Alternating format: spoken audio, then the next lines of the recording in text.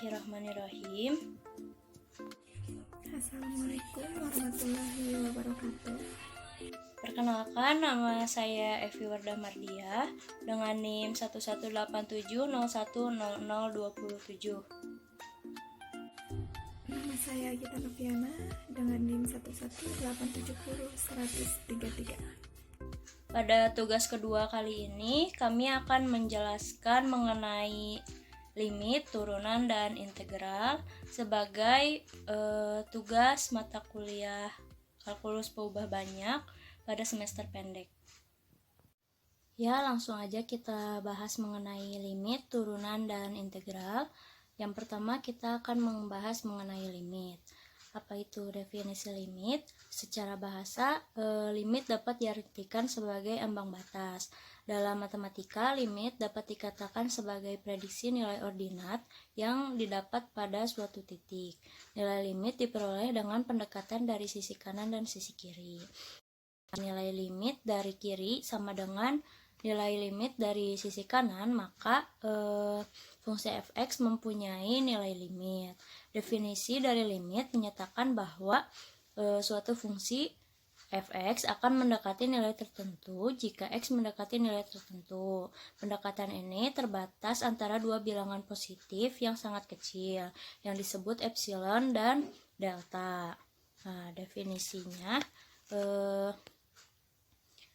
limit x mendekati a, f(x) sama dengan L.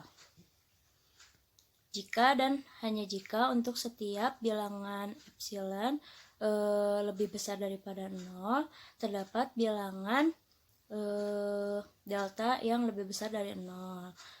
Sedemikian sehingga nilai mutlak x min a itu di antara 0 dan delta berlaku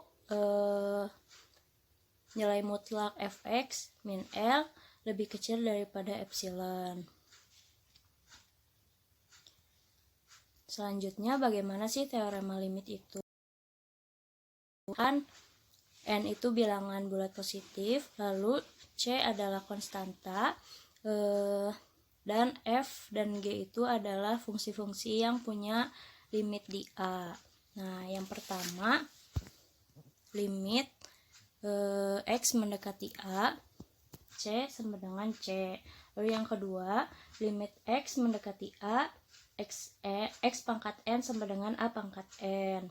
Lalu yang ketiga, limit x mendekati a, c f(x) sama dengan c dikali limit x mendekati a, f(x). Lalu yang keempat, x mendekati a, f(x) ditambah atau dikurang gx sama dengan limit x mendekati a, f(x) ditambah atau dikurang limit x mendekati a, gx. Jadi kalau misalkan di fungsi yang f(x) plus gx, jadi hasilnya juga positif. Kalau misalkan dikurangin, hasilnya juga dikurangin.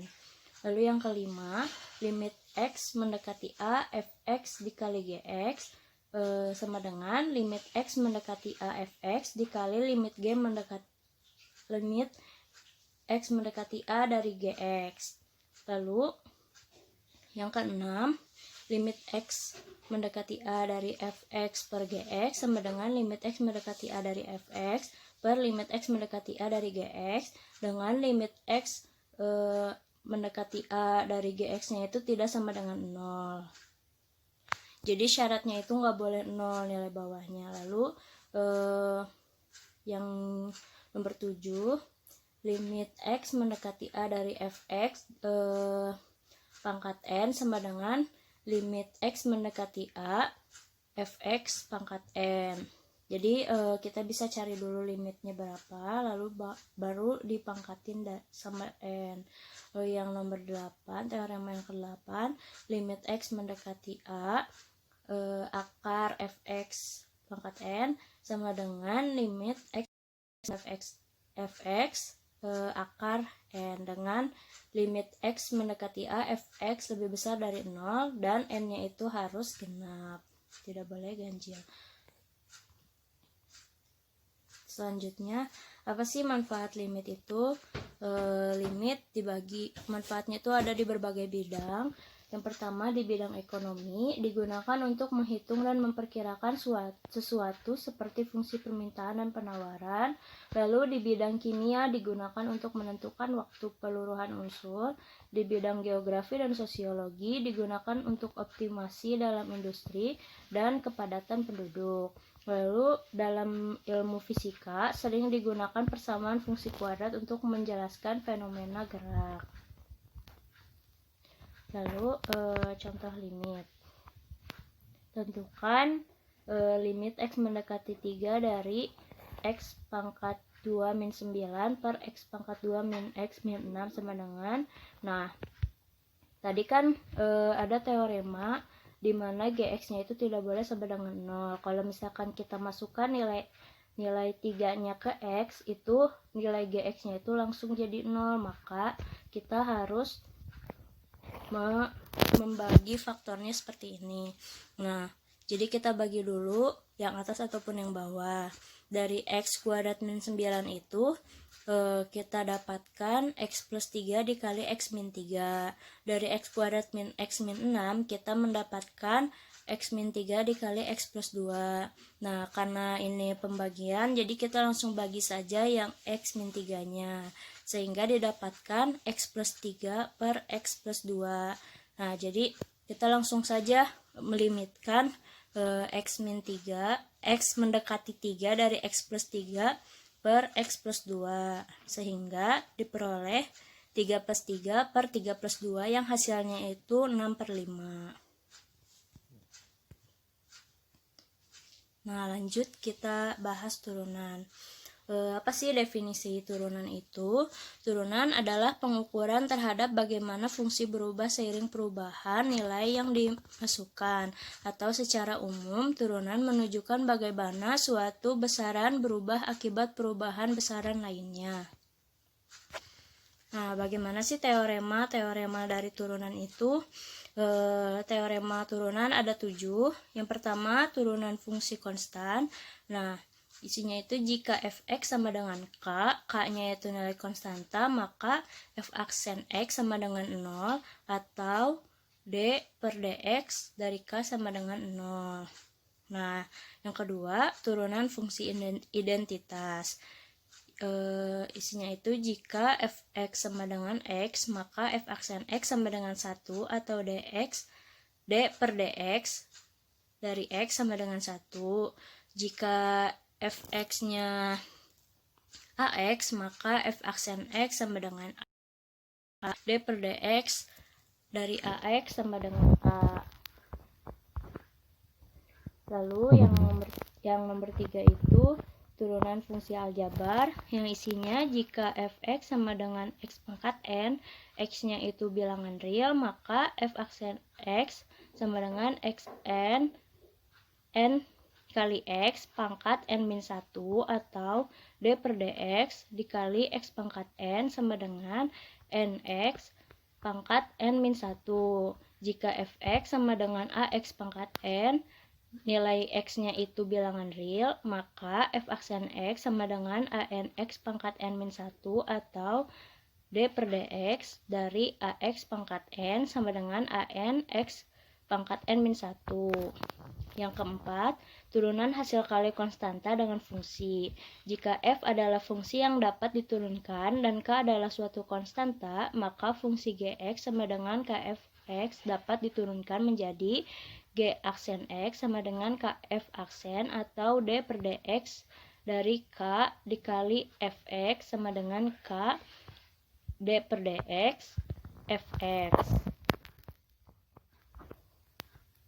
Lalu nomor 5, turunan jumlah dan selisih fungsi.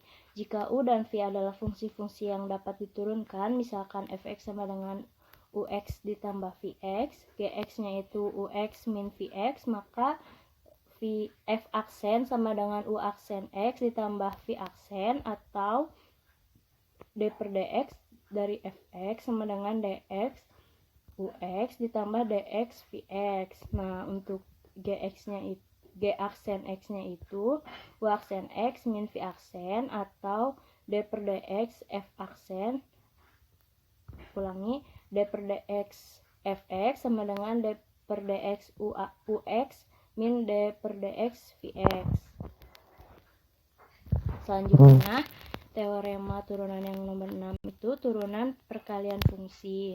Jika U dan V adalah fungsi-fungsi yang dapat diturunkan, misalkan fx sama dengan ux dikali vx, maka f aksen x sama dengan ux vx ditambah ux v aksen x, atau d per dx fx sama dengan vx dx d per dx ux ditambah ux dikali d per dx vx.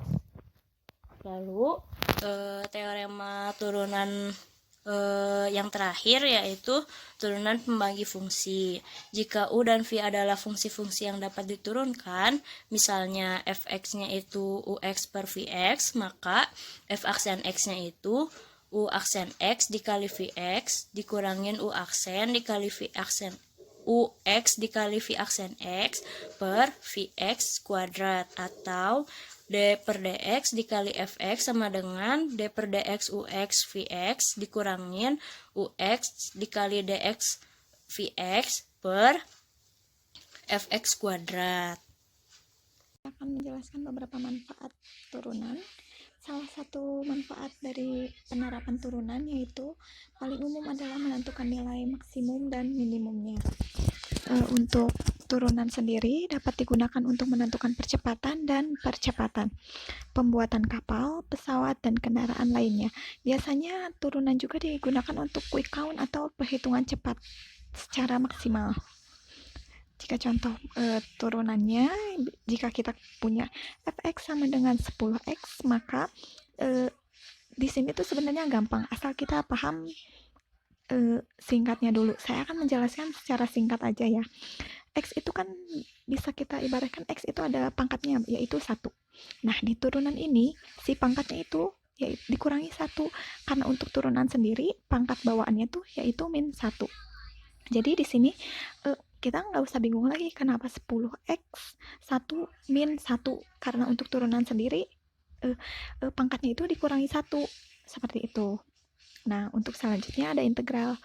Kalau integral sendiri, jika kita bacakan definisinya, integral merupakan bentuk operasi matematika yang menjadikan kebalikan atau inverse dari operasi turunan. Nah, jadi apabila inverse turunan itu pangkatnya dikurangi min 1, nah integral ini ditambah min 1. Jadi integral sendiri bisa diartikan sebagai anti turunan. Pembagian integral yaitu ada 2, yang pertama integral tentu dan integral trigonometri. Untuk sifat-sifat integralnya ada seperti berikut. Nah, untuk manfaat integralnya sendiri ada banyak di bidang-bidang kehidupan. Yang pertama ada bidang matematika, bidang ekonomi, bidang teknologi, bidang fisika, teknik, dan medis. Berhubung sekarang kita lagi membahas di integral matematika, jadi saya akan membacakan beberapa manfaat dari bidang matematikanya. Untuk yang pertama yaitu memudahkan menentukan luas suatu bidang, menentukan volume benda putar, dan menentukan panjang busur. Seperti itu. Untuk contohnya sendiri kita lihat jika f turunan dari x sama dengan 3x kuadrat, kita lihat aja bahwa 3x pangkat 2-nya itu ditambah 1 karena integral ini anti turunan, jadi dikurangi 1. Ditambah 1, seperti itu. Jadi sekian materi yang dapat saya sampaikan. Mohon maaf apabila banyak kekurangan. Kami ucapkan terima kasih. Wassalamualaikum warahmatullahi wabarakatuh.